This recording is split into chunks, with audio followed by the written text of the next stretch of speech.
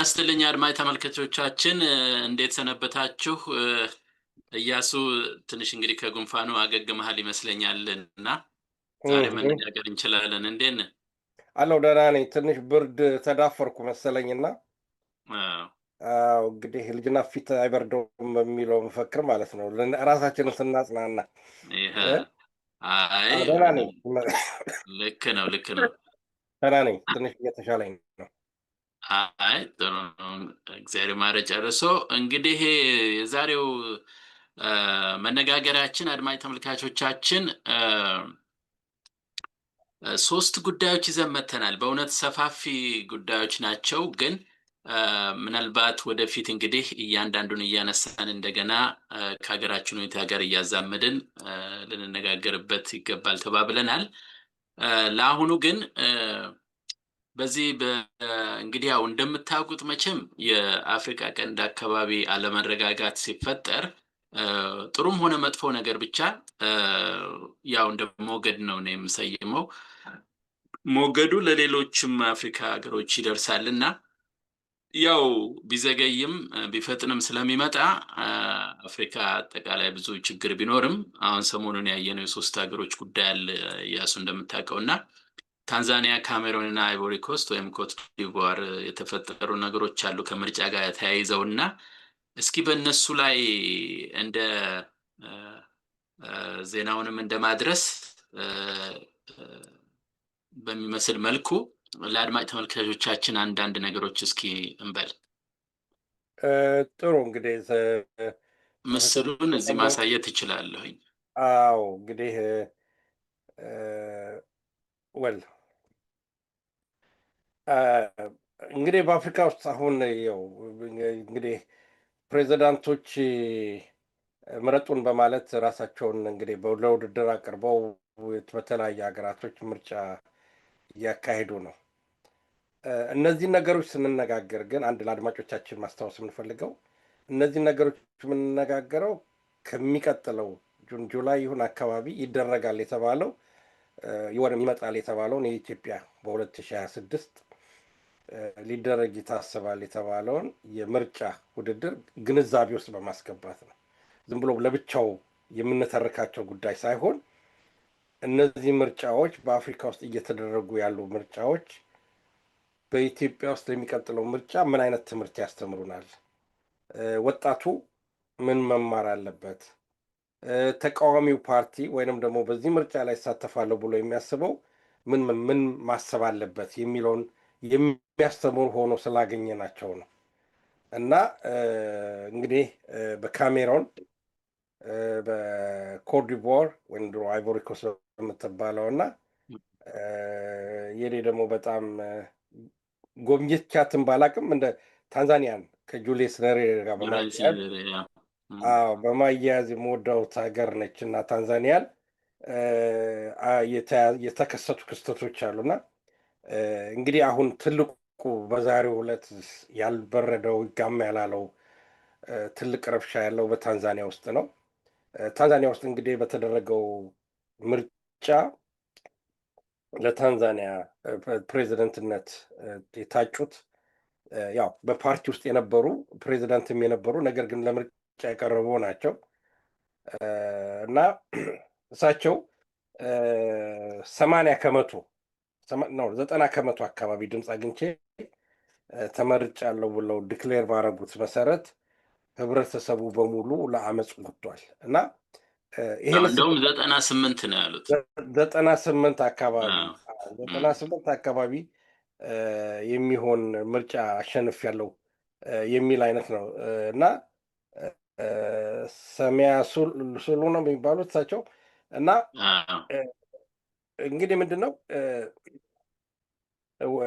አሁን እዛ ላይ ያየነው ነገር ምንድነው? በታንዛኒያ ምርጫው ከመካሄዱ በፊት የተቃዋሚ ፖለቲካ ሊደሮች ማለት ነው ታግደዋል ወይ ታስረዋል እና ምርጫውን ከተካሄደ በኋላ የሚዲያው አውትሌቶች በተለይ ኢንተርኔት ተዘግቷል እና ይህንን ተከትሎ ህብረተሰቡ ከፍተኛ አመፅ ያስነሳበት ነው። ወታደሩን ከፍተኛና በእርግጥ የሚዲያ ዜና ስለሆነ ማጣራት የሚያስፈልግ ጉዳይ ነው። እኛም ያገኘነው ከሚዲያ ስለሆነ ብዙ ሰዎች እስከ 700 ድረስ የሚሆኑ በጸጥታ ኃይሎችም የተገደሉበት ሁኔታ አለ። እንግዲህ አሁን እዚህ ላይ ልናይ የምንፈልገው አንድ ህዝብ 90 ምናምን ከመቶ እንግዲህ አሁን ይህንን ተመልከተው ፕሮፌሰር፣ ወደኋላ ወደ ታሪክ ልውሰድህና ወያኔ የመጨረሻውን ምርጫ ስታደርግ ስንት መቶ ነው አሸነፍ ካለችው? 90 ምናምን ከመቶ ነው ወያኔ አሸንፋለሁ ብላ ወደ ቢሮ በገባች በማግስቱ ነው እንግዲህ ቄሮና የአማራ ወጣት በየአካባቢው አመፅ የጀመረው።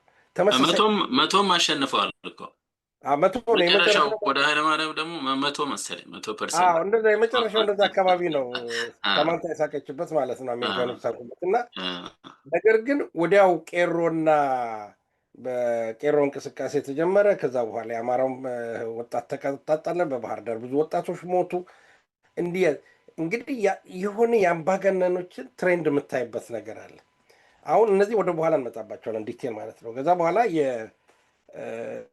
ስልህ የኮርዲቮሩ አለ ደግሞ ለአራተኛ ጊዜ ኤሌክሽን ተወዳድሮ እንትን ያለው አሁንም እዛም በተመሳሳይ ሁኔታ ተቃዋሚዎች የሚባሉት ኃይሎች እንዳይሳተፉ በተለያየ መንገድ የተደረገበት አይነት ሁኔታ ታየዋለ። ለአራተኛ ጊዜ ነው እንግዲህ ምርጫ። አሁን ይሄ ሰው የ84 ዓመት አንጋፋ አዛውንት ነው። ትዝ ይልህ እንደሆነ ቀዳማዊ ኃይለ ሥላሴ ከስልጣን የወረዱት ኦልሞስት በ83ኛው ዓመታቸው ነው። እና ስትመለከተው ነው ወደ በኋላ ደግሞ በሰፊው የምንመጣበትም በጣም ኢንተረስቲንግ የሆነ ደግሞ ሌላ አለ። ይሄ ሰው በ84 ዓመቱ እንግዲህ የሚቀጥለው እንግዲህ እድሜ የ5 ዓመት ሲሆን የ7 ዓመት አላውቅም እንግዲህ ወደ 90 አካባቢ ይገባል ማለት ነው፣ አገሩን ሲያስተዳድረው ማለት ነው። ቀጥሎ ደግሞ የካሜሩኑ ነው የምናገኘው። የካሜሩኑ ደግሞ አይ ቲንክ የ90 ዓመቱ አዛውንት መሰለኝ። እሱ ደግሞ 92 ዓመቱ ነው።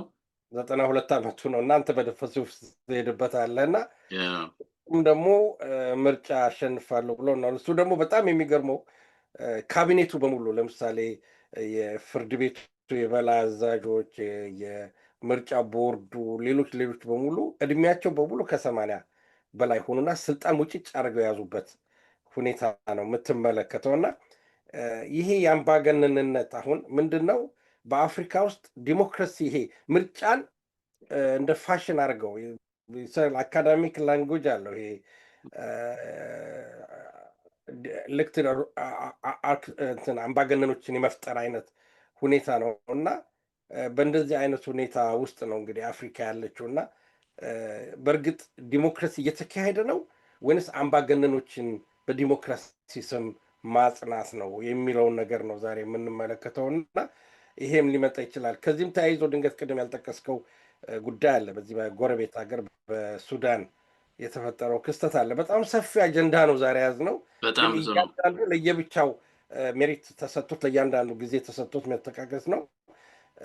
የሱዳኑ ጉዳይ ብዙ ውስብስብ የሆነ የፖለቲካል ተጫዋቾች ያሉበት ድንገት የሱዳኑ ጉዳይ ስናይ ለምሳሌ በሁለቱ ኃይሎች መካከል እንመጣበታለን ወደሱ ጉዳይ ዘርዘር ባለ እና ያለው ሁኔታ ይሄንን ይመስላል። እና በስቲ አንድ ባንድ እንሄድበታለን። ትክክል ነው። እንግዲህ ጠቅለል አድርገህ ለማየት እንደሞከርከው ጠቅለል አድርገን እንየው እና ያው ወደዛኛው ጉዳይ እንሄዳለን፣ ወደ አፍሪካ ቀንድ እንዳልከው። እና ቅድም ለማሳየት የሞከርነው ይሄ በዚህ በግራ በኩል ያሉት በሙሉ አሸናፊ ነን ያሉ ሲሆኑ በቀኝ በኩል ደግሞ ያው እንዴት ነው ግዙፍ ተቃዋሚዎች፣ እንደውም የካሜሩኑ አሸንፍ ያለው ብሎ አውጇል። እና ካወጀ በኋላ ሌላ ነገር አልቀበልም ብሎ ነበር። በኋላ ግን ያኛው በ53 ነጥብ ምናምን አሸነፈ፣ ተሸናፊ ደግሞ 35 ነጥብ አሸነፈ። እንደዚህ የሚል ዜና መጣ እና ከዛ በኋላ ተወሰነ ረብሻ ተነሳ። ግን ዞሮ ምንድነው እዚህ እንደ ያው እንደ ለማቀበል እስከሆነ ድረስ ያገኘነውን ዜና ለመናገር እስከሆነ ጊዜ ድረስ የካሜሩኑ በሚገርመው ሁኔታ ከ1982 ዓመተ ምህረት ከ1982 ጀምሮ ነው በስልጣን ላይ ያለው። ወደ 43 ዓመት ነው ስልጣን ላይ የተቀመጠው እና እድሜውም 92 ነው። በጣም ኢንትረስቲንግ ነገር ያገኘሁት ያሱምኛል።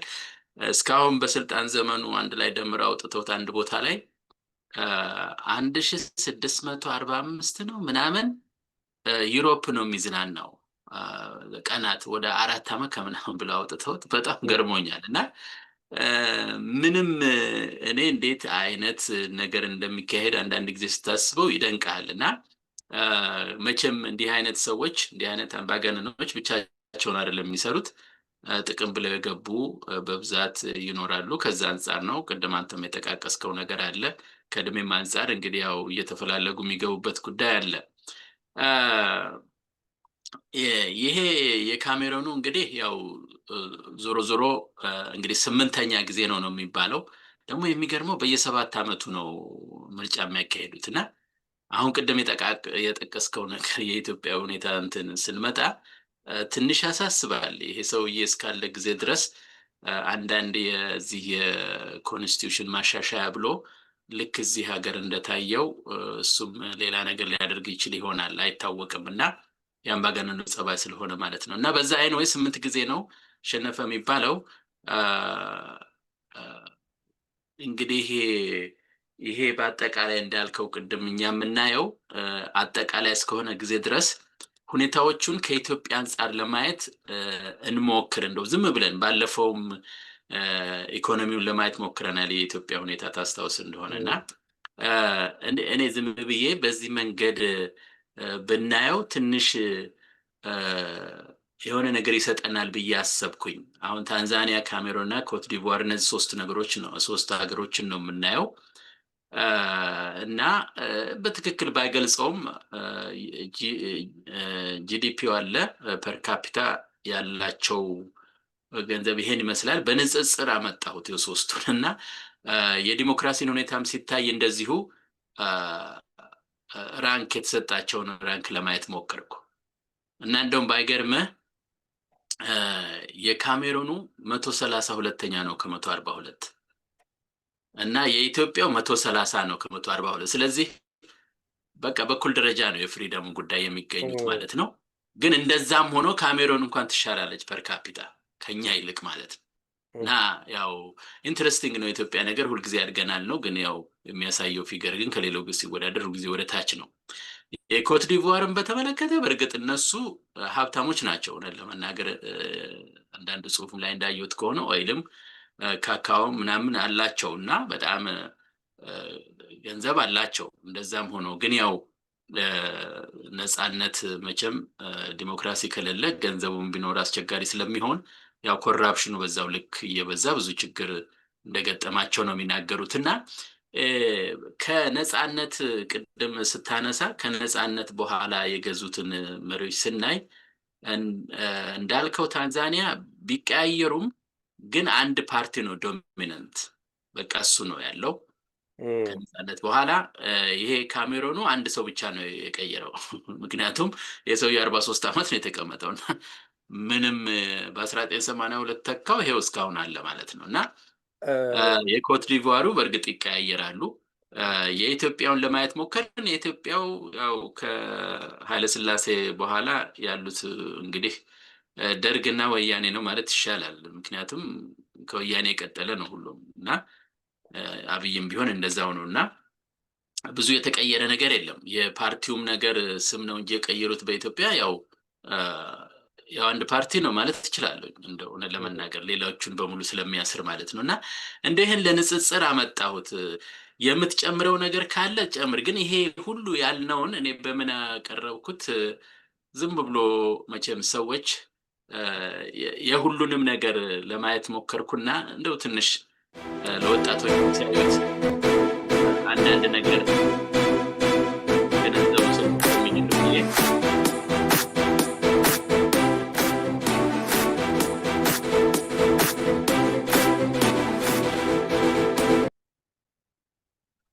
ኦኬ እና ምንድነው ይሄን ለማድረግ የሞከርኩት እዚህ ጋር አድርገውና ያው እነዚህ ሶስት ሀገሮች ናቸው እዚህ ያሉት እንደሚታየው በኋላ ነው ወደ አፍሪካ ቀንድ እንመጣለን።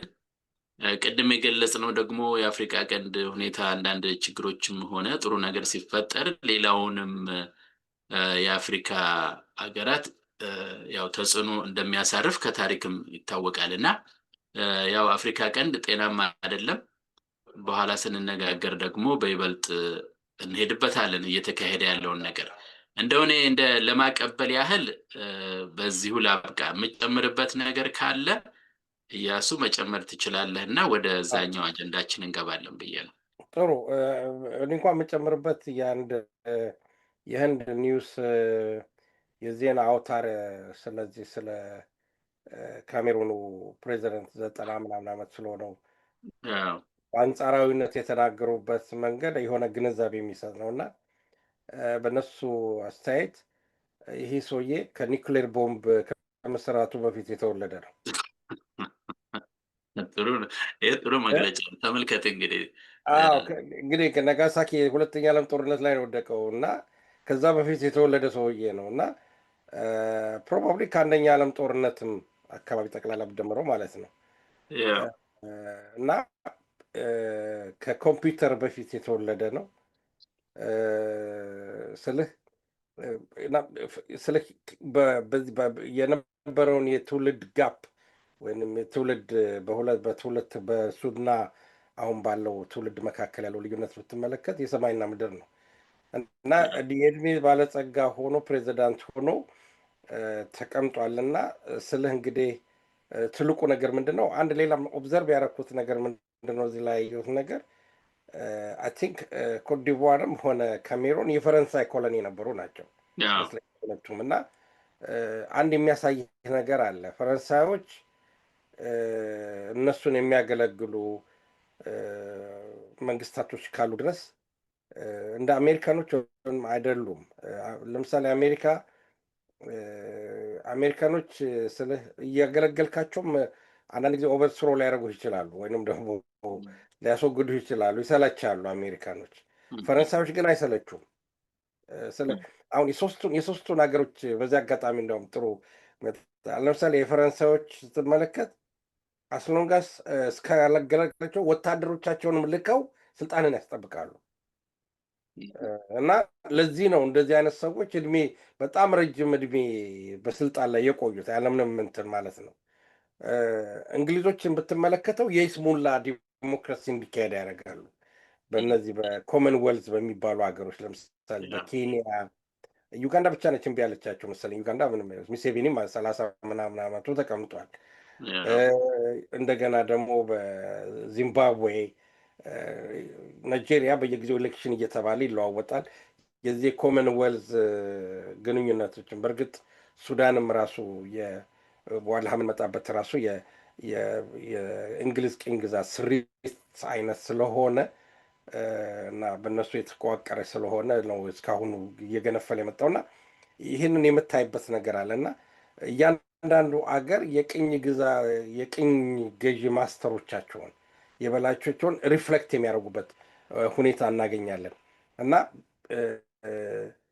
አሁን እነዚህ ሰዎች በስልጣን ላይ የቆዩበት ሂደት በተለይ አሁን ለኛ በጣም ኢምፖርታንት ነው ብዬ የማስበው የታንዛኒያው እንቅስቃሴ አካሄድ ነው። የታንዛኒያው እንቅስቃሴ በጣም ከኢትዮጵያ የፖለቲካል ሲስተም ጋር ወይንም ደግሞ አካሄድ ጋር ብዙ ተመሳሳይነት አለው። ለምሳሌ ቅድም ያልከው አሁን ብልጽግና ይባል እንጂ ኢህአዴግ ነው ሰራ እና ኦልሞስት በግማሽ እድሜ ነው የሚበላለጡት ማለት ትችላለህ። እነዛኞቹ ከ1961 ጀምሮ በአውሮፓውያን አቆጣጠር ማለት ነው ወደ 60 ምናምን ዓመት ነፃነት ካገኙ ጀምሮ ጁልየስ ኔሬሬ ካቋቋሙ በኋላ ጀምሮ በስልጣን ላይ ያሉ ናቸው እና በእርግጥ ሬላቲቭሊ በአንጻራዊነት ሰላማዊ የነበሩ ህዝቡም ደግሞ የነፃነቱን በነገራችን ላይ አንድ ቋንቋ የሚናገር ህብረተሰብ በምስራቅ አፍሪካ ሰዋሊኝ የሚናገር ህብረተሰብ ኦልሞስት በውስጠ ታዋቂነቱ ሶሻሊስት የነበረ ነው እና ለምሳሌ ኢህአዴግም ቢሆን ለምሳሌ ቲፒኤልኤፍን ብትመልከተው ለካሞፍላጅ ለራሱ ለማታለል ዌስተርኖችን ለማታለል አለ እንጂ ውስጣዊ ፕላኑ የማርክሲስት የሆነ መዋቅር የነበረው ነው እና በዛ ነው ለምሳሌ ብዙ ነገሮችን መነጋገር እንችላለን እና ተመሳሳይነት አላቸው። አሁን የፖለቲካል አፈናውን የሄዱበትን መንገድ ደግሞ ስትመለከተው ከዚህ ቀደም መለስ በነበረ ጊዜ ያደረገውን ነገ ደግሞ አብይ ሊያደርግ የሚችለውን ነገር ማሳያ ነው የሚሆነው። አዎ በነገራችን ላይ ትክክል እኮ ነው። ምክንያቱም የታንዛኒያው ለምሳሌ ይሄኛው ከተቃዋሚዎቹ ቅድም ያሳየሁት በእንትኑ ላይ ከተቃዋሚዎቹ ዋናው ተቃዋሚ የሚባለው እሱን እኮ አስረው ነው ኢሊኬሽን ማነው ይሄ ምርጫው ሊቀርብ እንትን ሲል አሰሩት እና ይሄ ደግሞ የነመለስንም ሆነ የነ አብይን በቀጥታ የሚያሳይ ነው። አብይ ታስታውሰው እንደሆነ ያው ጠቅላላ ማተወዳደር አብሮት ኦሮሚያ ቦታ ማንም አብሮት አልተወዳደረም። ሌላ ቦታም ያው አስሯቸዋል ሁሉንም እና የሚፈልጉትን ሰዎች ነው። ምናልባት አንዳንድ ሰዎች ወይም ደግሞ ሳያውቁ እውነተኛ ተቃዋሚ መስሏቸው ትንሽ የተታለሉ ይኖራሉ። እነሱም ቢሆን በውስጥ ስራ ነው እና ልክ ነው፣ ተመሳሳይ ነው ልልህ ነው። ያ በጣም ተመሳሳይ ነው። ምክንያቱም አሁን ብዙ ጊዜ በቀኑን ሙሉ በተቻለ መጠን ለመመልከት ሞክሬያለሁ። አሁን ለምሳሌ አብዛኛው ተቃዋሚ የምትለው አሁን በአብይ ስርዓት ራሱ ብትመለከተው ከምርጫው በፊት የታሰረ ነው። ለምሳሌ በነመስከረም አበራ መዝገብ ውስጥ ያሉ ከ250 በላይ የሚሆኑ የአማራ የፖለቲካ ልሂቃን እንደታሰሩ ናቸው። በዛ ላይ ደግሞ ማሰሩ አስቀምጦ ማሰሩ የፖለቲካል ክስረት ስለሚያመጣበት እነ ጆሃርን ኦሮሞችን ደግሞ ለቀቃቸው። ካሰረ በኋላ ከሀገር እንዲወጡለት አደረገ። ይህ እንደዛ ነው ያደረገው። ከዛ በኋላ ደግሞ ያው በቲፒኤልኤፍ በኩል ያለውን የተለያዩ ተቃዋሚ ኃይሎችን በተለያየ መንገድ ብቻ እንትን ብሏቸዋል፣ አኮላጅቷቸዋል። ስለዚህ በእንደዚህ አይነት መንገድ ነው አብይ የያዘው እና የሚቀጥለው የአብይ ኤሌክሽን ከታንዛኒያው ጋር ተመሳሳይ የሚሆንና ሂደቱ በእንደዚህ አይነት የሚገለጽ ነው እና ወጣቱ እንዴት ነው ይሄንን ነገር ሊቋቋመው የሚችለው? ፕላስ ሌሎቹ ደግሞ ሌላም ደግሞ መታየት ያለበት አለ። አንዳንድ ጊዜ ይሄ ምንድን ነው ታማኝ ተቃዋሚ የሚባሉ አሉ እና ስርዓቱን ዲሞክራት ለማስመሰል አብረው አጀባጀብ የሚሉ ተከፍሏቸው የሚሆኑ በማናቸው መንገዱ ማለት ነው እና ይሄ ሁሉ መታየት ያለበት ጉዳይ ነው እና በጣም መነጋገሪያ መሆን ያለበት እና የኢትዮጵያ ፖለቲሻኖች ውጭም ያለው ውስጥም ያለው ሊማሪበት የሚችለው እና ባንክሮ ሊከታተሉ የሚገባ ጉዳይ ነው። ፕሮፌሰር በጣም እንግዲህ ሌላ የሚጨመር ነገር ካለ ስለ ኤሌክቶራል ሊደርሺፕ ብለህ ያመጣኸው ነገር አለ። ስለሱ መናገር ከፈለክ እንቀጥል፣ ወይም ሌላ ጊዜ ካልክም ሌላ ጊዜ እናድርገውና ወደ ዋናው አጀንዳችን ኤሌክቶራል ሊደርሺፕ ቼንጅ ለአፍሪካ ያልከው ከምርጫ ጋር ስለሚሄድ ብዬ ነው። ይሄኛው በጣም በዶቼ ቬለ የቀረበ ነው። ስለ አፍሪካ ፖለቲካ ስለዚህ አካባቢ ስለተፈጠረው ነው እና በአፍሪካ ውስጥ ዲሞክራሲ አፍሪካን እየካዳት ነው ወይንም አፍሪካ ሞቷል ወይንስ ሰርቫይቭ እያደረገ ነው የሚል ዲቤት ነበር። በጣም ኢንተረስቲንግ ነው። ይሄኛው ጥናት የተካሄደው በጣሊያን ፎሬን እንትን ነው። እዛ ላይ ያለ መስቆይ እንትን ልበል በትክክል ለማሳጅ ይሄ ጥናቱን እነሱም ዶቼ ቬለዎቹ የሚወሰዱት የጣሊያን ኢንስቲትዩት ኦፍ ኢንተርናሽናል ፖለቲካል ስተዲ ነው። አሁን ምንድን ነው አንደኛው አርጊመንቱ እነዚህ አረንጓዴ የምታያቸው ምርጫ ተካሂዶ ተቃዋሚዎች ስልጣን የያዙበት ነው። ተቃዋሚ ሆኑ ለምሳሌ እንደ ኬንያ ለምሳሌ ስትመለከተው ሌሎችን አሁን እዚህ ጋር እነ ጋና፣ ዛምቢያ፣ ቦትስዋና፣ ሉሶቶ፣ ላይቤሪያ እነዚህን የመሳሰሉት ሴኔጋል እና ምርጫ ተካሂዷል። ዲሞክራቲክ ምርጫ ተካሂዷል። ግን ያው ስልጣኑን የያዙት ተቃዋሚዎቹ ወይንም ደግሞ ያው በፊት የነበረው ፕሬዚዳንት ስልጣኑን አስረክቦ ሁለተኛው ደግሞ ግራፍ አለ። ሁለተኛው ግራፍ ደግሞ ይሄኛው ደግሞ የምትመለከተው ምርጫ ተካሂዷል። ልክ እንደ አሁን ይህንን ለማስረዳት ምንድን ነው ልክ ለአብይ ምርጫ ተካሂዶ ያው ዘሴም ብልጽግና ዘሴም ኢህአዴግ ነው ስልጣኑን የያዘው። በእነዚህ ሀገሮች ምርጫ ቢካሄድም ስልጣን ላይ ያለው ፓርቲ ነው መንግስት የለወጠው መሪ የለወጠው እንጂ ተቃዋሚ ፓርቲዎች ስልጣን አልያዙም ማለት ነው። ተቃዋሚ ፓርቲዎች ስልጣን አልያዙም ማለት ነው። እና በእነዚህ አናሊሲስ አሁን በዚህ ትንተና ላይ ምንድን ነው እነሱ ሊነግሩ ነው የፈለጉት አብዛኛው በአረንጓዴው የከፈለው ተቃዋሚዎቹ ስልጣን ስለያዙ ዲሞክራሲ አለ ሊሉ ነው የፈለጉት። ነገር ግን ከዛ ውስጥ የመጣው ኢመርጅ ያደረገው የወጣው ነገር ምንድን ነው? ለምሳሌ የኬንያን ምሳሌ መውሰድ እንችላለን። የኬንያ ምሳሌ ብንወስድ ምንም እንኳን ተቃዋሚ ፓርቲው ስልጣን ቢይዝም ተቃዋሚው ፓርቲው የኬንያን ህዝብ ፍላጎት ወይንም አዲስ የፖለቲካ አስተሳሰብ፣ የሶሻል ፖሊሲ፣ የኢኮኖሚክ ፖሊሲ ይዞ መጥቶ ህብረተሰቡን የሚለውጥ አይደለም። ፑፔት ነው። የአይኤምኤፍ የአሜሪካ አሽከር ነው። ስለ ዲሞክራሲ አሁን ለምሳሌ በሌሎች ሀገሮች ስትመለከት ስር ነቀል የሆነ ለውጥ እናንተ የተበጠበጠ ነው። አሜሪካኖች ጋር ለምሳሌ ስር ነቀል ለውጥ ነው ያደረገው በመጥፎ ዳይሬክሽኑ ማለት ነው። ብዙ ነገር አበላሽቷል። ነገር ግን አንድ የፖለቲካ ድርጅት ሁል ጊዜ አሁን ዲሞክራሲ የምትለው የምርጫውን ፕሮሰስ አይደለም፣ ሰው ግንዛቤ እንዲኖረው ማለት ነው። ለምሳሌ ዲሞክራሲ ተብሎ ለምሳሌ አብይን ለውጠህ ለማን ብታመጣው ለማ የአብይን ፖሊሲ ወይንም ደግሞ ተመሳሳይ የሆነ ነገር የሚያስቀጥል ከሆነ ታጥቦ ጭቃ ይላል የሀገሬ ሰው፣ ወይንም አድሮ ቃሪያ ይሆናል። ምንም አልሸሹም ዞር አሉ ነው የሚሆነው። ስለዚህ በአፍሪካ ውስጥ የሚደረጉት የፖለቲካ ምርጫዎች በአብዛኛው ስር ነቀል የሆነ ለውጥ ለህብረተሰቡ የሚያስገኙ ለምሳሌ እኔ ሳርሊ በጣም ሁል ጊዜ ሪግሬት የማደርገው በጣም የሚያሳዝነኝ ታሪክ የሳውዝ አፍሪካ ነው። ሳውዝ አፍሪካ በናሽናል በኤንሲ በኩል ከፍተኛ ተጋድሎ ተደርጎ ማንዴላ 27 ዓመት ሙሉ ከፍተኛ የእስር ዋጋ ከፍለው ከጓደኞቻቸው ጋር ወደ ስልጣን መጡ። ግን ትሩሊ በእውነተኛ መንገዱ የጥቁር አፍሪካኖችን መብት አስከብረዋል ወይ ብለህ ብትጠይቅ ግን የለም። አየህ እስቲል ጌቶ አለ። በእርግጥ ለውጡ ቶሎ ይመጣል ወይ? አሁን ለምሳሌ በመሬት ስሪት ብትመለከተው ማለት ነው ሳውዝ አፍሪካውያን ጥቁሮች የመሬት ባለቤት ሆነዋል፣ የሀገራቸው ባለቤት ሆነዋል። እንዲያውም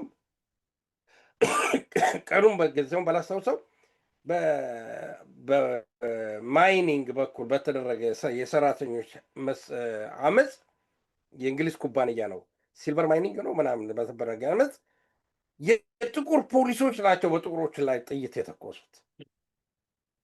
በጣም ሼም ነው። እና እንትን ሲዮቶ ልሶቶ ምንድን ነው ያ የሚባለው? ሲዮቶ ነው የማስካር የነበረው እሱን ነው ያስታወሰኝ። እና እንዲህ አይነት ነገሮች አሉ። አዎ ይሄ እኮ እንግዲህ ምልህ እንዳልከው እኮ ይሄ ነገር ዲሞክራሲ አይደለም። አንደኛ ፕሮሰሱን ብቻ ሰው ቀየረ ምናምን ሳይሆን ያ ሰው ማን አዘጋጀው ምናምን ብዙ ታሪክ አለ አይደለም የሚታወቅ ታሪክ። እና ሆም ብለው ያዘጋጁልሃል። እንኳን እነዚህ በአሁኑ ሰዓት ወይም ድሮም ያው ቅኝ ገዢዎች የነበሩና አሁንም ቢሆን ያው መቼም ሀብታሞቹም እነሱ ናቸው። አሁንም ብዙ ነገር ይሰራሉ እና እንኳን ያቀርቶ በሀገራችን ሁኔታ እኮ እየተዘጋጀልን ነው የሚቀርበው አይደለም እንደ ያው ተቃዋሚ የሚመስሉ ፓርቲዎች እኮ ተዘጋጅተው ብዙ ነገር ሲሰሩ እኮ አይተናል። እና ለነዛ እንኳን ቢቀይሩ በእኛ ሀገር እንኳን ራሱ ለውጥ አለ ሊባል አይችልም። ሌላው ቀርቶ ተመሳሳይ ነው ማለት ነው። የእኛ ሀገር እንኳን የከፋ ነው። ለእነሱም አይሰጡም ላዘጋጇቸው። እና ኤኒዌይ እሱን ለማለት ፈልጌ ነው። እና ተዘጋጅቶም በእጃዙር ስታትስ ኮውን ለማስጠበቅ የሚቀየር ሰው ምን እርባና ያለው ማለት ነው? ያመጡብሃል። እና አሁን ጥያቄው በአፍሪካ ውስጥ የሚደረገው አሁን ለምሳሌ አሁን እዚህ ላይ እኛ ግንዛቤ መስጠት የምፈልገው ለኢትዮጵያ ወጣት ለኢትዮጵያ ፖለቲሽያኖች ነገሩን በትክክል እኛ እንደ መግቢያ ነው የምንሰጠው። ጠቅልሎ ጠለቅ ብሎ መመርመር የእያንዳንዱ ሰው ፋንታና ድርሻ መሆን አለበት። እና ምንድን ነው ምንም እንኳን ምርጫ ተካሄደ ቢባልም የሚመረጡት አካላቶች መጥተው ስልጣን የሚይዙት የውጩን ኢንተረስት የውጩን ፍላጎት የሚያሟሉ ከሆነ ምርጫ አይደለም የተካሄደላቸው፣ ሌላ ገዢ ሌላ በዝባዥ ነው። አየህ፣ ስለዚህ ነው አሁን ለምሳሌ ኬንያ ላይ ሩቶ ነው ከመጣ በኋላ ስንት ጊዜ ሰላማዊ ሰልፍ ነበረ፣ ስንት ጊዜ አመፅ አለ። የኬንያ ህብረተሰብ አንጻራዊ ሰላም ኖሮት አንጻራዊ ዲሞክራሲ እየተባለ እየተቀለደበት ማለት ነው የተሻለ ኑሮ ሊኖር አልቻለም። እስከዛሬ ድረስ የተሻለ ኑሮ ሊኖር አልቻለም። አንጻራዊ ሰላም ሊኖረው ይችላል፣ ግን አንጻራዊ በኢኮኖሚ ላይ ብትመለከተው የተሻለ ኑሮ ሊኖር አልቻለም። ስለዚህ ይሄ ሁለቱ ንጽጽር የሚያሳይ ይሄንን ነው እና በኢትዮጵያ ውስጥም እንዲህ አይነት ነገሮች ሊከሰቱ ይችላሉ። በእርግጥ በ66 እንደተባለው ጉልቻ ቢለዋወጥ አይነት ነገር ነው የሚሆኑ። ስለዚህ አሁን ለምሳሌ አሁን በፖለቲካ አካሄድ የሚካሄድ ሁኔታዎች አሉ። ለምሳሌ ለማያያዝ ከተፈለገ ለምሳሌ በኢትዮጵያ ውስጥ የተለያዩ ፖለቲከኞች ድርጅቶች እንደ ቲፒኤልኤፍ ሌሎችም ህብረት ፈጥረን አብይ ለውጠን ሌላ ደብረጽዮን ቢመጣ ለሴክ ኦፍ አርጊመንት ማለት ነው ደብረጽዮንን ብታመጣው ደብረጽዮን ምን አይነት ፖሊሲ ሊያመጣልህ ይችላል? ለውጥ ሊመጣ ይችላል። ደብረጽዮን አትበለው፣ ግን እሱ ደግሞ ሌላ ተመሳሳይ የሆነ ሰው ቢመጣ ምን አይነት ለውጥ ሊመጣ ይችላል? ስለዚህ ዲሞክራሲ ማለት ህብረተሰብ ከአንድ መጥፎ ስርዓት ወደ ተሻለ ስርዓት የሚተሸጋገርበት፣ ከአንድ መጥፎ ሶሻል ኢኮኖሚክ ፖሊሲ ኢኮኖሚክ የሆነም ሶሻል ፖሊሲም ኤዱኬሽንም ሄልዝም ፖሊሲም ብለው ወደ ተሻለ የሚሸጋገርበት ነው። በእርግጥ አንዳንድ ጊዜ አሁን ለምሳሌ እንደ ምሳሌ መወስደው ታቸርን ነው። ታቸር በዲሞክራሲ በኩል መጣች፣ ግን እንግሊዝን ድራሿን ያጠፋቻት። በተለይ ትሬድ ዩኒየን የሚባለውን ለምሳሌ እንግሊዝ በዚህ በዌልሽ የሚሉት ቦታ አለ፣ እንግሊዝ ያሉት ያቆል ያንደ እዛ አካባቢ ትልቅ የከሰል ማይን የነበረበትና ትልቅ ትሬድ ዩኒየን የነበረበት ትራዲሽኑ በጣም ስትሮንግ የነበረበት ነው። ትሬድ ዩኒየኑን ለመምታት ብላ ፋብሪካውን ዘጋችሁ፣ ከሰል ማንዱኑን ማለት ነው። በዲሞክራሲ መንገድ ነው የመጣችው፣ ምንም ዳውት የለውም፣ ጥርጥር የለውም። ተመርጣን የመጣችው ነገር ግን እንግሊዝን ወደ ተሻለ ቦታ ከመውሰድ ይልቅ ወደ ተሻለ ማህበራዊ ጀስትስ የህብረተሰብ ፍትህ ከመውሰድ ይልቅ እንግሊዝን ወደኋላ የመለሰ ፖሊሲ ይዛ እስከ ዛሬ ድረስ ያለውን በእንግሊዝ ሀገር የሃውሲንግ ክራይሲስ በለው የትሬድ ዩኒየን ክራይሲስ በለው የተክላ ሄደችው እሷ ነች። ስለዚህ ዲሞክራሲ ስንል ወደ ተሻለ ሰዓት ምን ማለት በእርግጥ ነው እንግዲህ አሁን ትልቁ ችግሩ ዲሞክራሲ ሲባል ዌስተርኖቹ ይለፈልፉብሃል፣ ጆሮ እስኪመግል ድረስ ይነግሩሃል፣ ገንዘብ ይሰጡሃል፣ ምን ይሉሃል። ግን መርሳት የሌለብን ሂትለርም ስልጣን የያዘው በዲሞክራሲ ነው። ሂትለር ስልጣን የያዘው በዲሞክራሲ ነው። ስለዚህ ሶኮልድ ዌስተርን ዲሞክራሲ እውነተኛ ፍትህን የሚያመጣ አይደለም። ስለዚህ ሰዎች በትግል ላይ ያሉ ሰዎች በተለይ ለአማራ ለህልውና የሚታገል ህብረተሰብ፣ ከጭቆና ከበደል ለመውጣት የሚፈልግ ህብረተሰብ ማሰብ ያለበት ወደ ስልጣን የሚያመጣቸው ሰዎች፣ ወደፊት የሚያመጣቸው ሰዎች የተሻለ ፍትህ ሊሰጡት የሚችሉ መሆን አለበት እንጂ በራሱ ላይ ቁጭ ብለው እኔ በዚህ ትግል ያመጣሁልህ ብለው የሚጨቁኑት መሆን የለባቸው። ከዛ ነው መማር ያለብን። ይሄንን ነው የሚያስተምረን ፕሮፌሰር። ትክክል ነው። እንግዲህ ምልህ መቼም ይሄ ነገር በጣም አስቸጋሪ ነው። በጣም የሁሉንም ተሳትፎ ይጠይቃል። ያ ተሳትፎ ደግሞ ለውጡ ከመጣም በኋላ ሳይሆን ሳይመጣ ነው መሳተፍ ቢቻልም መሳተፍ ያለበት እንጂ ፕሮሰሱ ላይ ነው እንጂ ለውጥ ከመጣ በኋላማ ብዙ ነገሮች ይመጣሉ። አይን አዋጅ ውስጥ ነው ህዝቡ የሚገባው። ምክንያቱም ሁሉም አጭበርባሪው ምኑ አይታወቅም ነው የሚመጣው ብዙ ነው። ስለዚህ እሱን መጠንቀቅ ያስፈልጋል። እንኳን እሱ ቀርቶ ተቃዋሚ ተብለው እነ ብርሃኑን አይነት ያው እንግዲህ የምናውቀውን አሁን ያለበት ሁኔታ እና ስንት ሰው በኢትዮጵያ ስም እየደገፈው ምን እያለው ወያኔን እንጥላለን ተብሎ ሁላችን እኔ ሳይቀር በየቦታው እየሄድኩኝ ስንት አድርጌያለሁኝ በየቦታው ምን እሱን ትላለህ ብርቱካንን ለማስፈታት ትላለህ ምንም ያልሄድ ነው ያልዋጠተው ነገር የለም እና እንዳርጋቸው ትላለህ ለሁሉም እና ምንድነው ልልህ እንትን ለማለት አንተ ባነሳኸው ነገር ላይ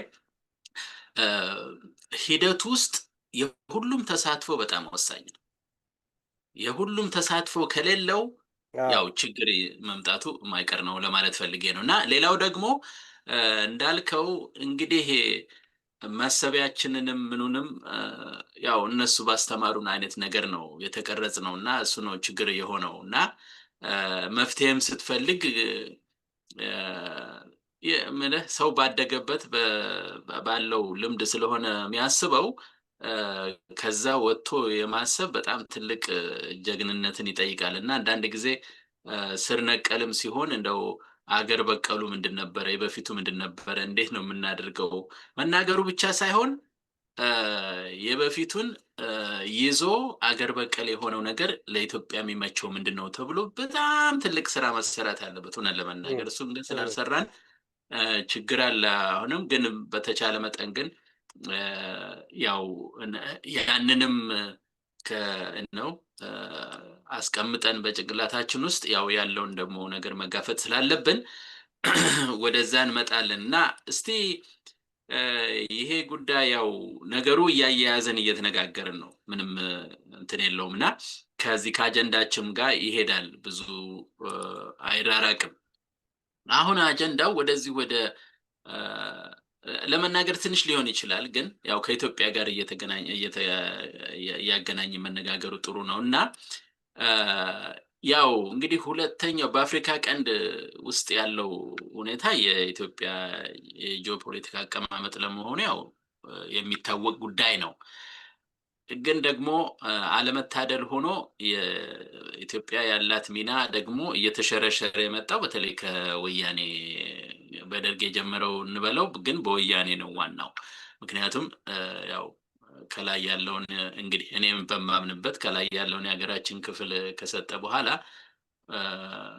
ብዙም ቢያንስ እንኳን አንዱን ወደብ እንኳን ሳይዝ ማለት ነው። ይሄን ስል ግን አሁን አብይ ለሚያደርገው ሴራ የአይነት ቅስቀሳ አይደለም ግን በወቅቱ ሊሆን የሚችል ነገር ነበረ እና ያንን ባለማድረጉ በኢትዮጵያ ላይ ወይ ደግሞ ወሳኝነቷ እየቀዘቀዘ የመጣ ይመስለኛል። እያሱ እንግዲህ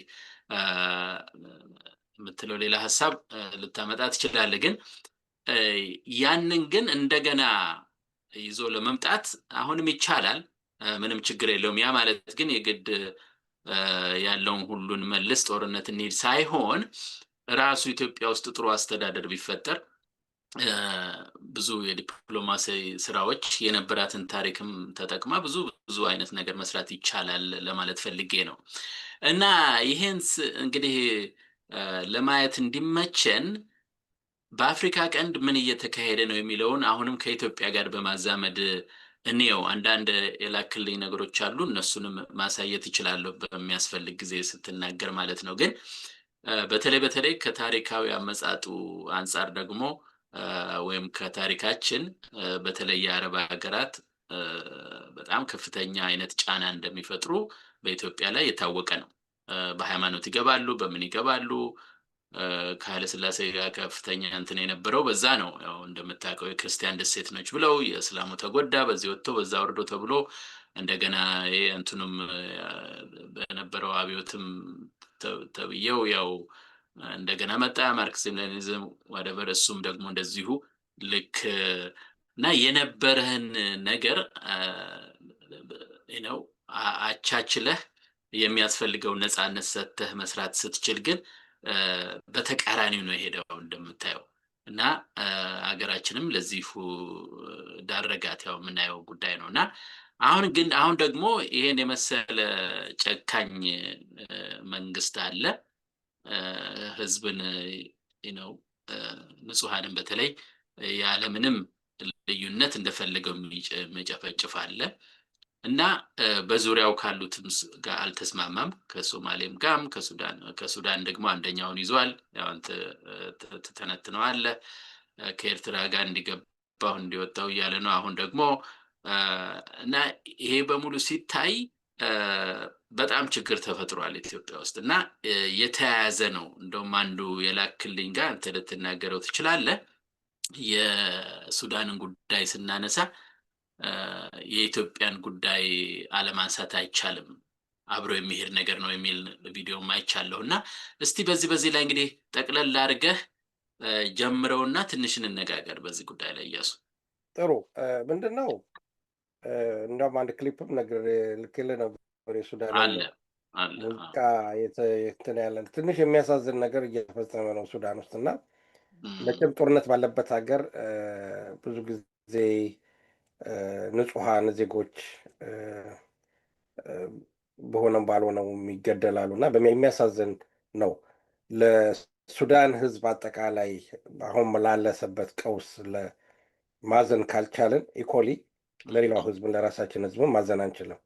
ምክንያቱም ሕዝብ ነው፣ የትም ቦታ ይኖር፣ ሱዳን ይኖር፣ ኢትዮጵያ ይኖር፣ እንትን ነው፣ ሰው ነው፣ የሰው ልጅ ነው እና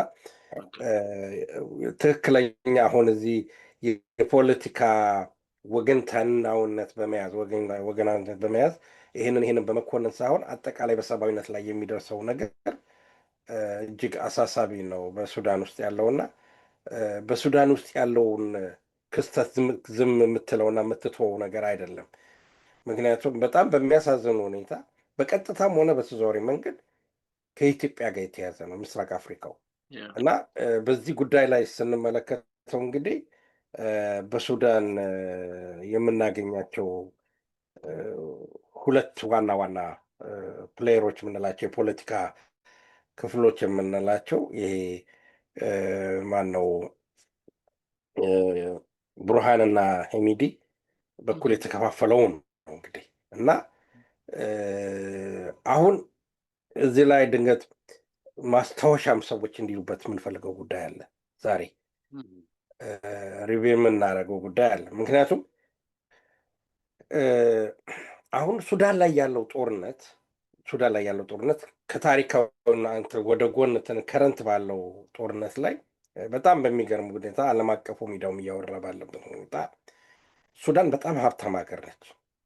በተፈጥሮ ሀብት፣ በልምላሜ በጣም ሀብታም ሀገር እየተባለች የሚናገርላት ነው። እንዴት እኛ በረሃው እንደምናየው አናውቅም። ለምሳሌ ዕጣን፣ ሰሊጥ፣ የቀንድ ከብት እና ወርቅ እና ከፍተኛ የእርሻ መሬት ግን በዛም ደግሞ አባይን ወንዝ ተንተርሶ ማለት ነው እና ይሄን ቀጥሎ ነዳጅም ደግሞ በዛም ትልቁ ሀብቷ ነው።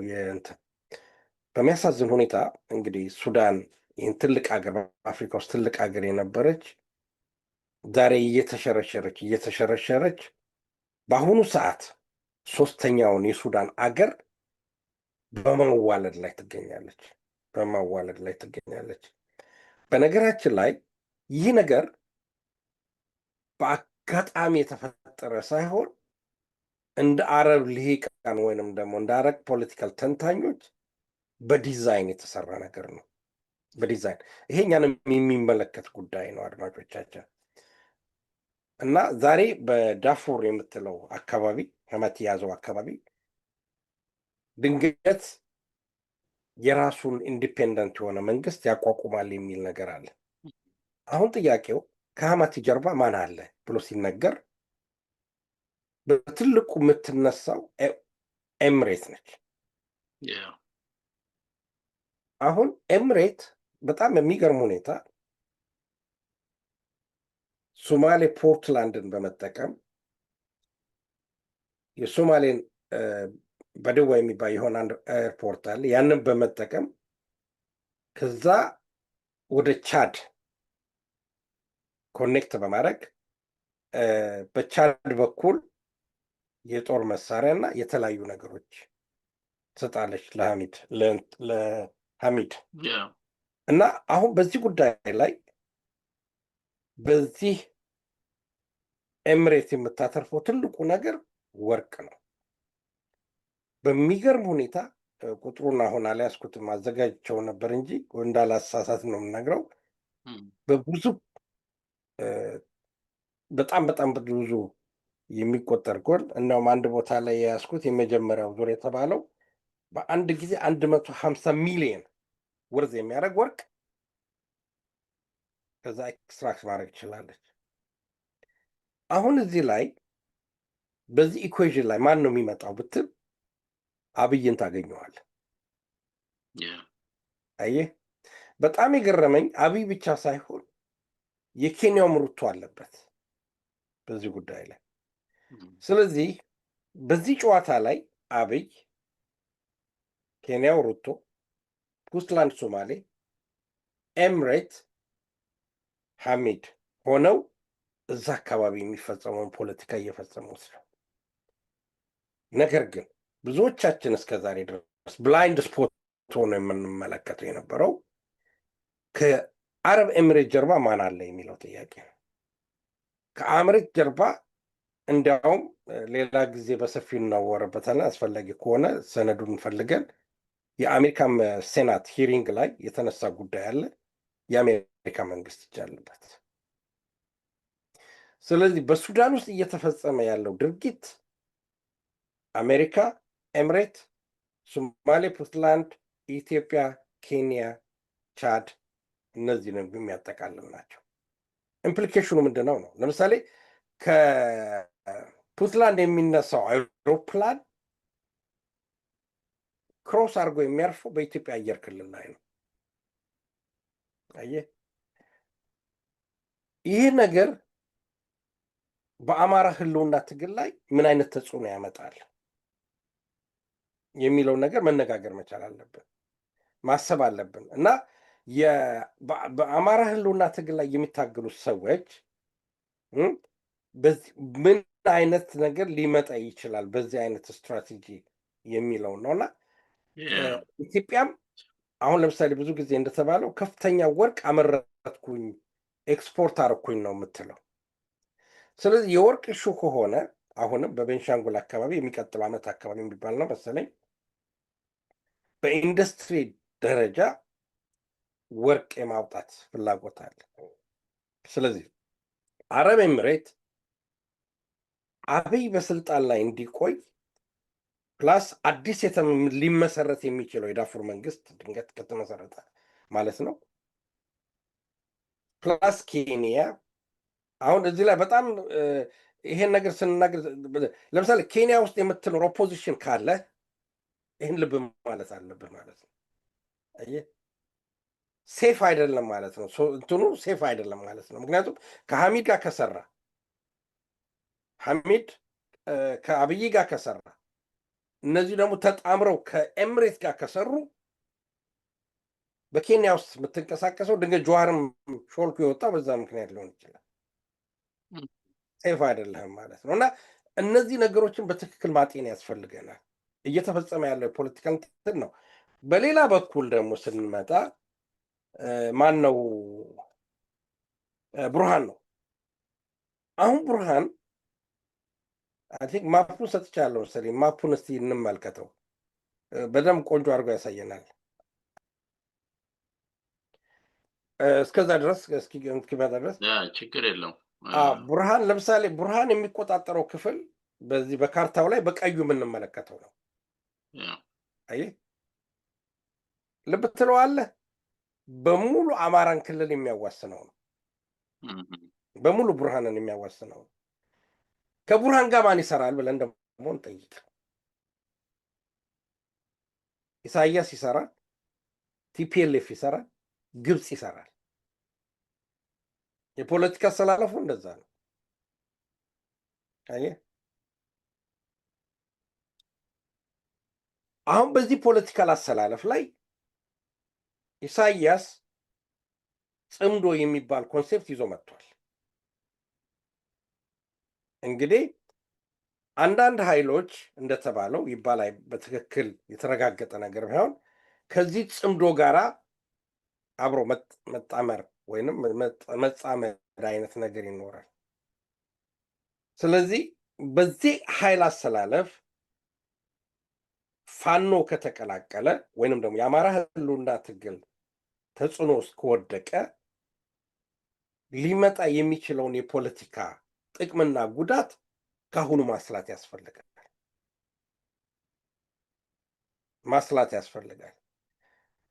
እንደ አስፈላጊነቱ ታክቲካል የሆነ አላያንስም ቢሆን ስትራቴጂካል የሆነ አላያንስም ቢሆን የሚያስፈልገበት ሁኔታ ሊኖር ይችላል።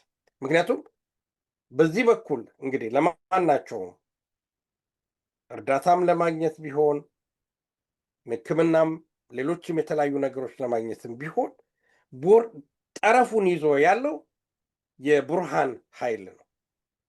የቡርሃን ኃይሎች ደግሞ የሚሰሩት ቀደም ካላቸው ኃይሎች ጋር ነው። ለምሳሌ በአስመራ የሱዳን አውሮፕላኖች ተዋጊ አውሮፕላኖች አስመራ አውሮፕላን ማረፊያ ነው ያሉት ይባላል በሙሉ ሸሽተው። ምክንያቱም ሐሚድ ድሮውን እንኳን አግኝቶ ፖርት ሱዳንን ሁሉ መምታት ችሎ ነበር። በአሁኑ ሰዓት ከካርቱም ወጥቶ የመንግስት መቀመጫው ፖርት ሱዳን ላይ ነው ያለው። ስለዚህ እነዚህ ነገሮችን በማጤን በአማራ ህልውና ትግል ምክንያቱም ጎንና ለጎን ነው ያለ ነው። ያ እሱ ትክክል ነው። ምክንያቱም ባለፈው ታስታውሱ ነው በተደጋጋሚ ማለት ይቻላል አሁን በቅርብ ጊዜ ራሱ ይሄ ስልጣን አስጠባቂው መከላከያ ተብየው በዛ በኩል በቦርደር ላይ ሲዋጋ ነበረ፣ ለመደብደብም ሲሞክሩ ነበረ እና ያማ በጣም ስትራቴጂክ ቦታ ነው፣ የግድ ሴፍ መሆን አለበት። ለዚህ ነው እንግዲህ የሁሉም ትብብርና ምክር የሚያስፈልገውና በጣም ከፍተኛ አደጋ ነው ያንዣበበው በዛም በዚህም እና ይሄን አደጋ ደግሞ ለመወጣት በጣም ብልጠት ያለው መንግስት ወይንም በጣም የሚያስብ መንግስት ቢኖረን ኖሮ ጥሩ ነበር። ግን ይሄ ደግሞ ገዳይ መንግስት ነው፣ ይሄ ሊሆን አይችልም። ስለዚህ ዞሮ ዞሮ ያለው አማራጭ ፕራዮሪቲ እያስቀመጡ የዓለም ሁኔታን እየተገነዘቡ ቅደም ተከተል እንዳልኩት ያው ፕራዮሪቲ ነው። ቅደም ተከተሉን አስቀምጦ ምንድነው አሁን ማድረግ ያለብኝ በሚቀጥለውስ ምንድነው የሚለው ነገር ሪሊ በደንብ መታሰብ አለበት። ምክንያቱም ኤዘር ዌይ በመንግስትም ሆነ በሌላ ተጠልፎ መውደቅ አይገባም። በትክክል ነው። ግን ያንን ለማድረግ ደግሞ እንግዲህ ብልሃት ያስፈልጋል። ያው ሁሉን ነገር በፊት ለፊት መናገር ስለማይቻል እንኳን እሱ ቀርቶ አሁን ፋኖ አንዳንድ የሚያደርጋቸውን ኦፕሬሽኖች በሙሉ በቀን አሁን አንዳንድ የሚነገረውን ነገር እውነት ለመናገር እሱን ትንሽ ቆጠብ ቢያደርጉ ጥሩ ነው። አሁን በቀደም አዲስ አበባ 60 ኪሎ ሜትር ቀረው በቃ አዲስ አበባ ሊገባ ነው ምናምን እያሉ ሁሉም ያው ለዩቲዩብ ቻናላቸው ሲሉ ሲያናፍሱት ነበርና እንደዛ ከማድረግ አንዳንዴ ሁኔታውን ቆጠብ አድርጎ ሰርፕራይዝ ነገር ማምጣት ጥሩ ነው። አለበለዚያ ሁሉም ነገር ውጪ ሆነና ለአደጋ መጋለጥም ይመጣልና ያለው እንግዲህ እንዳየኸው በጣም አሳሳቢ ነገር አለ። በዚህ አሳሳቢ ጉዳይ ላይ ግን አሁንም ደጋግመን የምንለው የህዝቡ ጉዳይ ነው አይደለም ያሱና ህዝቡ በጣም በቃ ጥላቻው አለ ምን አለ በመንግስት ጋር ግን ሁኔታዎችን ደግሞ ካልተከታተለ አደጋው ለራሱ ስለሆነ የህዝቡ እግር ከእግር ሁኔታዎችን መከታተል በጣም ወሳኝ ነው ላለውና ከዛ አልፎ እንግዲህ በዚህ ጉዳይ ላይ ወደ ማጠቃለያው እንድንሄድ ቀጥሎ ሶስቱን ሁሉ ጊዜ እንደምንለው ፋኖ ህዝብና ኢትዮጵያ ስለሆነ ብለን የመጣ ነው። ያው አንዳንድ ነገሮችን እየተጠቀስክ ነው። ግን ፋኖ በዚህ ሁኔታ ውስጥ እንዴት ነው የኢትዮጵያ ዳኝ ሆኖ ሊከሰት የሚችለው ወይም ደግሞ ነው ብለን እናምናለን። ግን ይበልጥ ወደምንፈልገው ነገር እንዴት ነው የሚደርሰው የሚለውን ነገር የኢትዮጵያ ህዝብስ እንዴት ነው በዚህ አስጨናቂ ሁኔታ ላይ በዚህ አለመረጋጋት ሁኔታ ላይ በዚህ ነውጥ ሁኔታ ላይ ውስጥ ደግሞ ራሱን ደግሞ ለለውጥ ማዘጋጀት ስላለበት እንዴት ይሆናል የሚለውንና እነዚህ ሁለቱን አንስተን የዛሬው ነገር ብንጠቀልለው ምክንያቱም እንደው ትንሽ ልበልና እዚህ ላይ በቀደም ሰሞኑን ባለው ዜና እንደሚታወቀው በኦሮሚያ ውስጥ በምስራቅ አርሲ ዞን ውስጥ የተከሰተ ነገር አለ። ወደ 25 ሰው ተገድሏል። የኢትዮጵያ ኦርቶዶክስ ተዋሕዶ እምነት ተከታዮች ታፍነው የተወሰዱም አሉ። ስለዚህ ይሄ ሁሉ የሚያሳየው መጀመሪያ ከዚህ በፊት ወደዚህ ጦርነት በተለይ ወደ አማራው ክልል ጦርነት አማራ ክልል ተብዬው ጦርነት ከመምጣቱ በፊት ሲካሄዱ የነበሩ በጣም ከፍተኛ ግድያዎች ነበሩ። ከዛም ቀጥሎ ትንሽ ጋብ አለ ያው በጦርነቱ ምክንያት። አሁን ደግሞ እንደገና ተነስቷል እና ይህም የሚያሳየው ነገር አለ እና የግድ መቼም ህዝብ 10 ጊዜ ነው ባይነገረውም ማስታወሱ ግን እንደው ያስፈልጋል ብዬ ነው። እና እስኪ ያስ ወደዛ እንግባና ወደዛ እናጠቃለው የዛሬው ነው።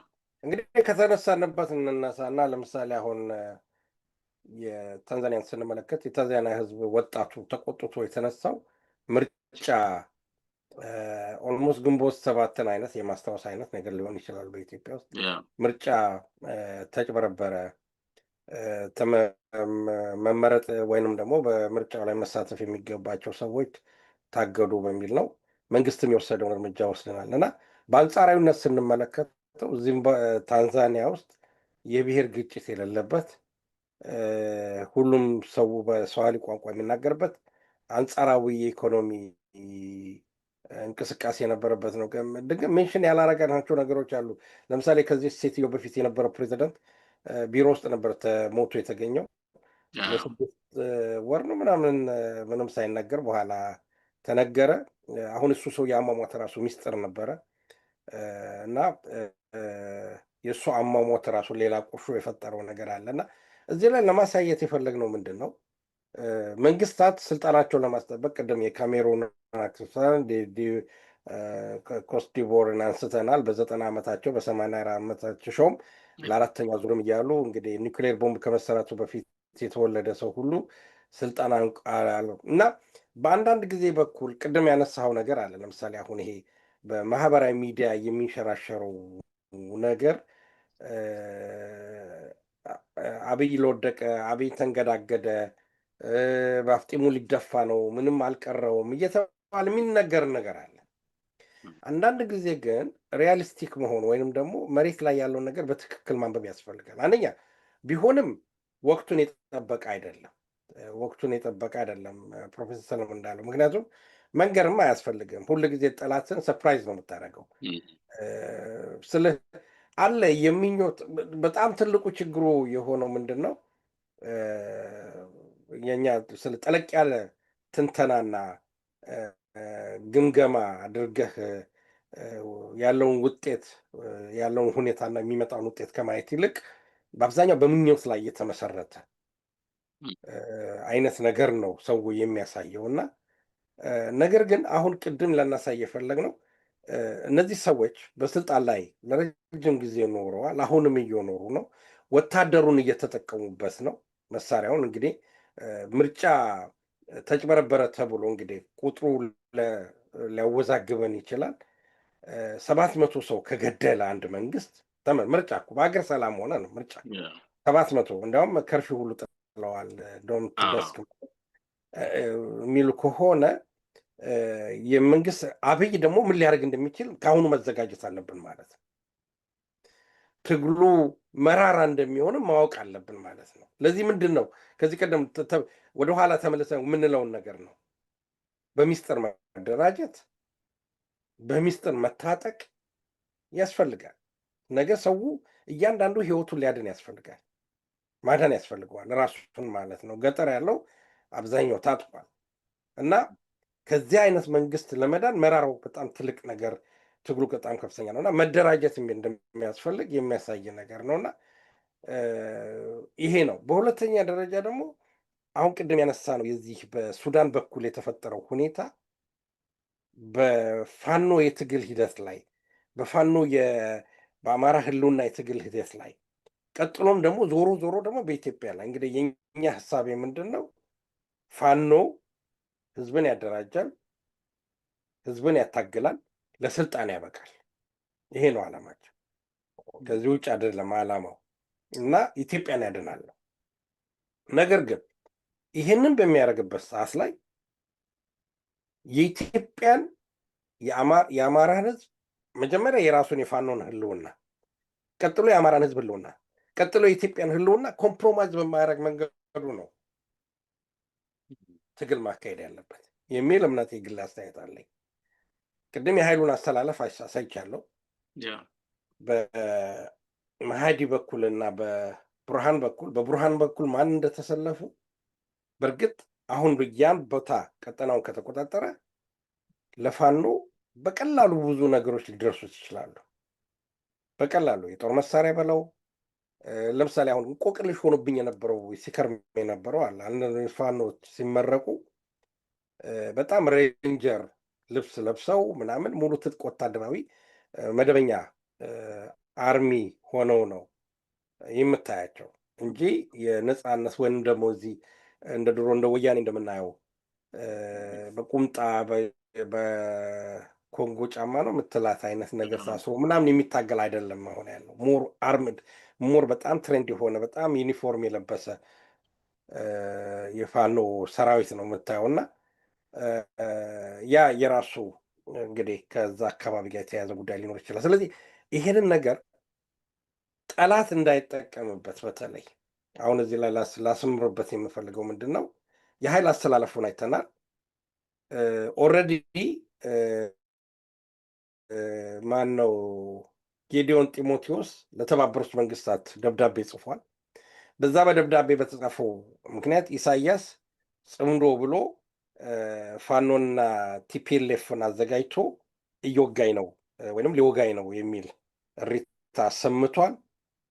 እንግዲህ አሁን ደግሞ ይህን ጂኦፖለቲክስ ስንመለከተው ግብፅን በዛ በኩል ኢሳያስ እንግዲህ ያላነሳ ነው እንደውም ትልቅ ቁም ነገር እኮ ነበር። አቶ ኢሳያስ ግብፅ ነው ያሉት፣ ፒራሚድ እየጎበኙ ነው እና ያላነሳ ነው ጉዳይ ነበር። ጉዳያችን ስላልሆነ ይሆናል ወይም መነሳት የነበረበት ጉዳይ ነው። ግን አንደኛው የተሰጠው መግለጫ ለኤርትራ ሉዓላዊነት እኛም ዘብ እንቆማለን አይነት ነገር ያሉት ነገር አለ እና ስለዚህ እነዚህ አይነቱን የፖለቲካል ዳይናሚዝም በጣም አንዳንድ ጊዜ መናገር የሚከብዱ ነገሮች አሉ። ቅድም ፕሮፌሰር ሰለሞን እንዳልከው ሁሉን ነገር ሚዲያ ላይ ማውጣት አስቸጋሪ ነው። ግን ልብ ያለው ልብ ይበል በሚል አይነት ብናልፈው ጥሩ ነው። እዚህ ላይ ልብ ያለው ልብ ይበል በሚለው ካልኩሌሽን ብንሄድበት ጥሩ ነው። ምክንያቱም በጣም አደገኛ ሲቹዌሽን ውስጥ ነው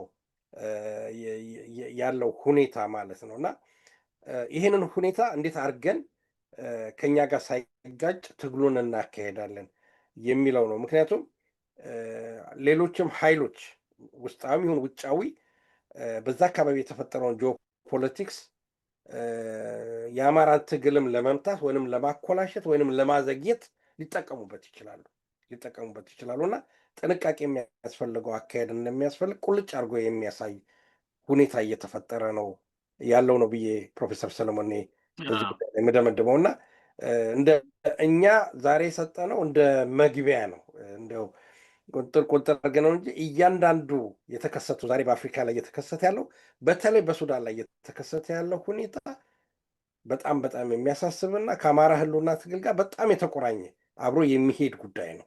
ምክንያቱም ኦልሞስት ከ1000 ኪሎ ሜትር በላይ ያለውን ቦርደር የያዘው የቡርሃን ኃይል ነው። እንግዲህ በዛ በኩል የሚመጣውን አሰላለፍ ራሱ መቃኘት በትክክል ያስፈልጋል ማለት ነው። በጣም ጥሩ ተንትነኸዋል። እምልህ አሳማኝ ነው። እንግዲህ ሁኔታዎቹ ደግሞ ያው መቼም የዓለም ሁኔታ ተለዋዋጭነትም ሊኖረው ስለሚችል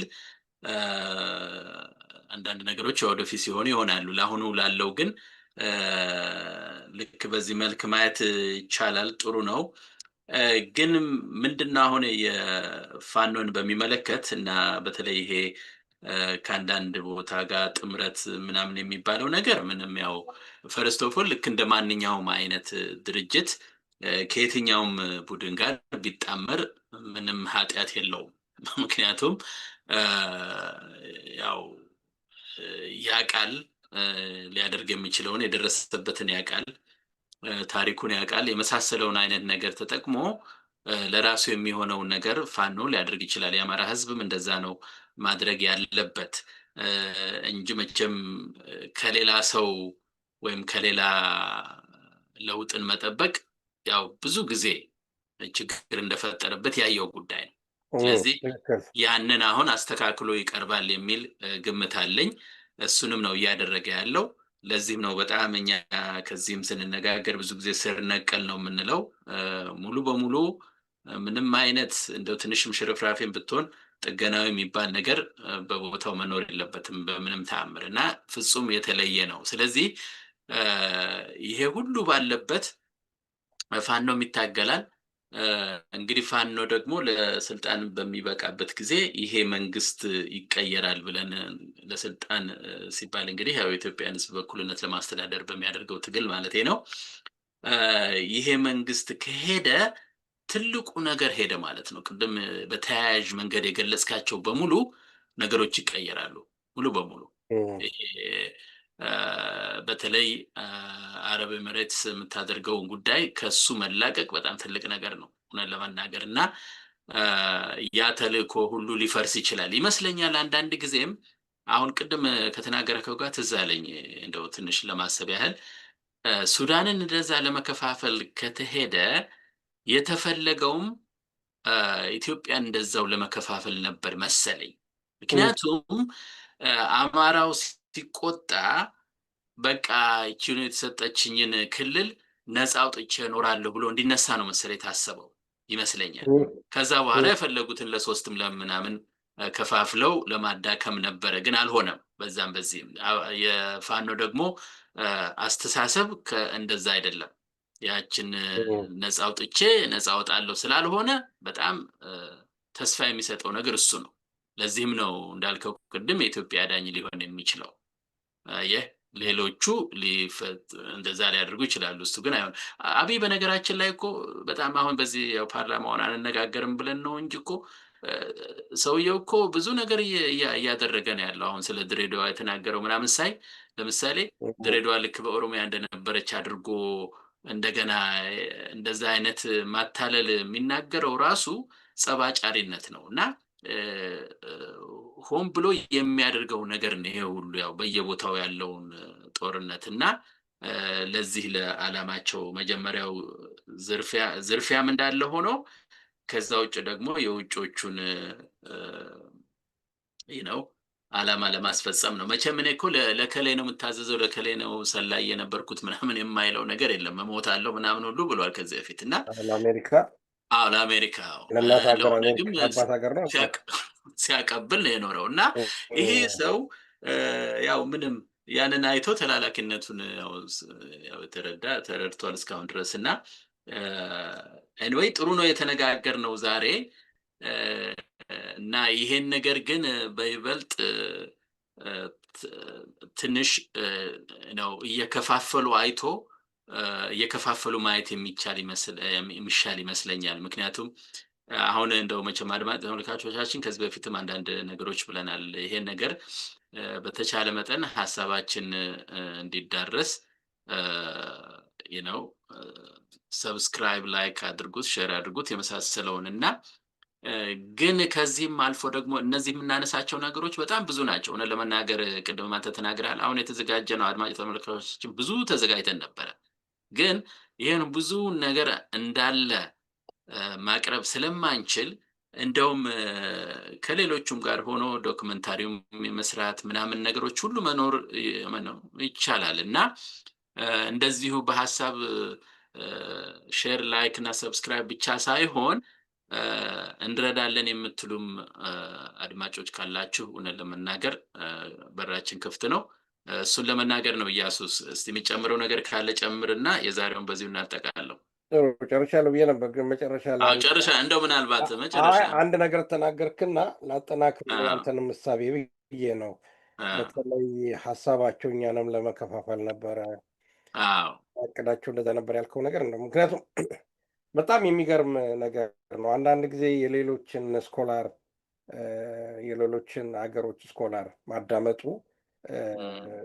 የአስተሳሰብ አድማሳችንን ሰፋ እንዲያደርግና እይታችንንም በተለየ መልኩ እንዲያቀርብ ያደርግልናል እና ከዚህ በተያያዘ ጉዳይ በአረብ ዙሪያ አካባቢ ያለው አረቦቹ ራሳቸው ምን ይላሉ የሚለውን ነገር በማያዳምጥበት ሰዓት ያየሁት ነገር ምንድን ነው?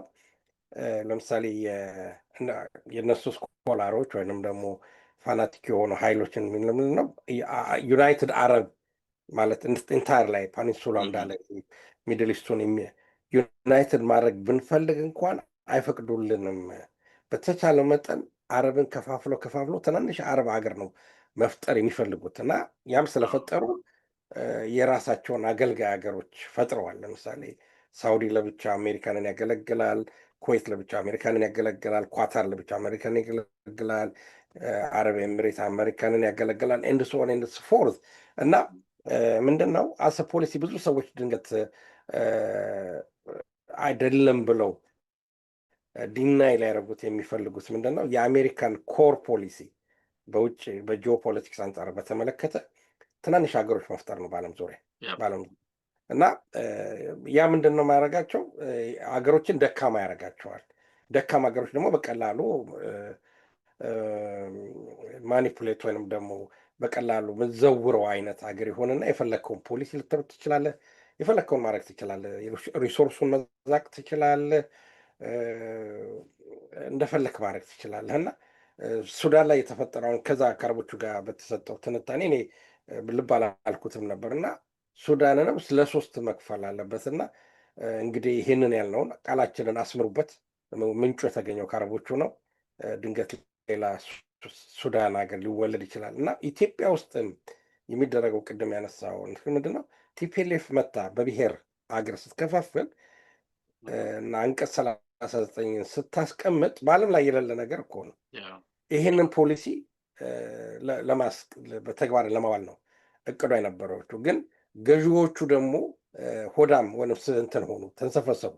አዲስ አበባ ኢትዮጵያ ከመጡ በኋላ ሲመለከቱ መዝረፍ መጀመሪያ የራሳችንን እናበልጽጋት፣ ትግራይን እናሳድግና ከፍተኛ አቅም ላይ ከደረስን በኋላ መገንጠል እንችላለን በንፈለግነው ሰዓት ብለው ነበር ያሰቡት። ካልኩሌሽናቸው ሮንግ ነበረ። እንዲያውም ታስታውስ ኖረው ጨርሻ ሊብራደ ነው እንግዲህ ፕሮፓጋንዳ የሚሆን አንዳንድ ጊዜ ትንሽ በሁለቱ መካከል በሪያሊቲ እና በፕሮፓጋንዳ መካከል በጣም ቀጭን መስመር ነው ያለው እና ለምሳሌ አሁን ታላቋ ትግራይ ብለው በዚህ በቤንሻንጉል ዞረው አባይን ግድብ ሁሉ አጠቃለው የምትመሰረት የትግራይ አይነት ነገር ታስቦ ማፕ ወጥቶ ትምህርት ቤት ተለጥፏል ሲባል ነበር። ሜይ ቢ ፕሮፓጋንዳ ሊሆን ይችላል። ለምሳሌ ሀላዋ አስመላሽ የሚባለው እንግዲህ አንተ ከወሎ አካባቢ ስለሆንክ ታውቀዋለህ። ጂኦግራፊ ታች ድረስ ወልዲያ አካባቢ ነው ያልከኝ። ወልዲያ ጥግ ነው ትግራይን መውሰድ እዛ ደግሞ እንዲህ አይነት የተቀባጀረ ቅዠታም የሆነ ፖለቲካ ይዘው መጥተው የሰሩት ነበር እና አገሪቱን ለሁለት ብሔረሰቦች ከፋፍለው ነው እና አሁንም ቢሆን በኢትዮጵያ ላይ ያ ፕሮጀክት ገና የጊዜ ጉዳይ ነው። ካልተጠነቀቀን ኢትዮጵያኖች ስለ 10 ትናንሽ ባንሆንበት ምንም ምክንያት የለም። አደጋው አለ። አደጋው ደግሞ ሊኖር የሚችለው ምክንያቱም ስለ ለእነሱ ፕራግማቲክ ነው። ለአሜሪካኖች ወይም ለሌሎች ለምሳሌ የአውሮፓን ዩኒየንን አይፈልጉትም። ራሱ የአውሮፓ ዩኒየንን አይፈልጉትም ነጮች ሆነው ማለት ነው። ምክንያቱም አሜሪካ ትልቅ ሀገር አትፈልግም። ትልቅ ሀገር ማለት ተወዳዳሪ ማለት ነው። አሁን ለምሳሌ ቻይናን ተመልከታት። ቻይና ባለፈው የ80ኛውን ድል በዓል ስታከብር ያወጣችው መሳሪያ አሜሪካንን አስደንግጧቸዋል። በጣም አስደንግጧቸዋል እና ራሽያ አሁን በቅርቡ ከትላንትና ወዲያ ሚሳይል ሙከራ የሚሳይል የተባለው እና በኒኩሌር ኃይል የሚሰራው ሚሳይል ነዳጅ ሳይጨርስ በአየር ላይ የሚቆይ ነው። ዝም ብሎ ይጠብቀሃል። አንድ ነገር ብታረግ ይልስሃል ማለት ነው። አሜሪካ እንደዛ አይነት ሊፈጠራል። ይሄ ግሬት ፓወር ኢምፓየር ዋይ ኢምፓየር ፎል የሚለውን ነገር በትክክል አጥንተውታል፣ ያውቁታል። ስለዚህ አስን ኢምፓየር አሜሪካ ራሱ ኢምፓየር ነው። ስለዚህ they want to fail። ስለዚህ በኢትዮጵያ ውስጥ ያለው ሁኔታ ይሄ ነው። እንግዲህ ፋኖም የአማራ ህዝብም በተለይ እምቢ ያለው ይሄንን ሀቅ ነው።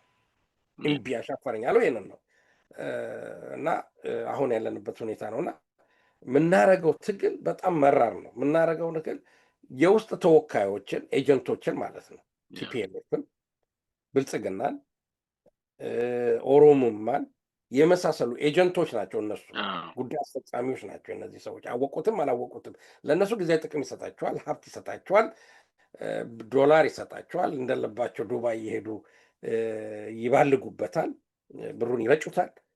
ነገር ግን አገርና ሕዝብ ጉዳት ላይ ይጥላሉ። ስለዚህ በእኛ ላይ በትከሻችን ላይ ያረፈው ኃላፊነት በጣም በጣም ከፍተኛ ነው እና ቅድም በነገራችን ላይ ስንናገር በዚህ በዚህ በመሃዲ በኩል ሂማዲ በኩል ያለው የመጣው ነገር አሜሪካ ካለችበት እና ኤሚሬት ጋር ካለችበት ድንገት አንዳንድ ጊዜ እንደ ማስታወሻ ግርጌ ማስታወሻ አድርጌ መሰጣቸው አሜሪካ ላሉት ተቃዋሚ ሴናቶች እየሄዱ ባካችሁ አብይን እንደው አንድ መላ አድርጉልን የሚሉ ነገሩ ተስፋ ቁረጡ። it doesn't work like that. the only way ሊወሰራ የሚችለው ፋኖን አደራጅቶ አንድ ሆኖ ይህን ስርዓት መገርሰስ ነው። ከዛ በኋላ ነው አሜሪካንን ማነጋገር። ከዛ በፊት አሜሪካንን ማነጋገር አያስፈልግም። ጥቅምም የለውም። እውነት ነው። አሜሪካን ቢሆን ኃይለኛ ነው የምትወደው። እውነት ለመናገር እዚህ እኔ ያለሁኝ አይደለ ደካማን ማን ይወዳል ብለህ ነው አይወደውም። እና ቬትናም ገርፋ ነው ያባረረችው እና መበርታት ይገባል እና መበርታት ይገባል። የአሜሪካንን ጉዳይ እንግዲህ ያው ዞሮ ያው እንግዲህ ከፊታችን ያለውን ይሄን ሰውዬ ካስወገድን በኋላ ግን ያንን ደግሞ ከኋላችን ይዘናል። በነገራችን ላይ እንደው ጨርሳለሁ ብዬ ነገር ያነሳዋልና ሰሞኑን ነው የሰማሁት በዚህ በአርሲ በተፈጠረው ጉዳይ ላይ መግለጫ ከነምሬ አካባቢ ነውና ቆፍጠን በሉ ይሄንን አውቀን ነው የገባነው እና እንዲህ አይነት ችግር ቢደርስም ወገኖቻችን ያሳዝናሉ። ግን ቢሆንም ግን ተባብሮ ቶሎ መጣል ነው የሚል አይነት ነገር ተናግረዋል እና ሁኔታዎችን የሚያቀርቡበት መንገድ በጣም በተሻሻለ መንገድ እያቀረቡ እንደውም ያለው ምንድነው ዝም ብሎ ሻማ በማብራት የሚሆን አይደለም አይነት ነገር ነው እና በጣም እውነት ነው። እና አሁን ስላልክ ነው ትዝ ያለኝ እና ሄደህ ማመልከቻ በማስገባት እንደዚህ በማለት ብቻ ዝም ብለህ አለ አይደለም እዚህ እኔ በሚዲያ ባልናገረው የሚቀልዱብኛል ሸሞኔው የለም ወይ ምናምን ይሉኛል እና ዲሲ እየሄዱ ዝም ብሎ ማሰማት ብቻ ሳይሆን ዋናውን ስራ መስራት ነው የሚያዋጣው። እና ደግሞ አንድ ነገር ሲፈጠር ዝም ብሎ በዛም ሆ ይባልና ከዛ ደግሞ እንዲቀዘቅዝ ሳይሆን ተከታታይ የሆነ ስራ ብንሰራ በጣም ጥሩ ነው ሆነ ለመናገር በዛ መንገድ ነውና ጥሩ አርጋ የነበረን ይሄን ይመስላል። እንግዲህ አድማጭ ተመልካቾቻችን በተመሳሳይ ፕሮግራም እስከምንገናኝ ደህና ሁኑ። ኢያሱንም እንግዲህ እሰናብታለሁ። ደህና ደር ለማለት ነው። አመሰግናለሁ።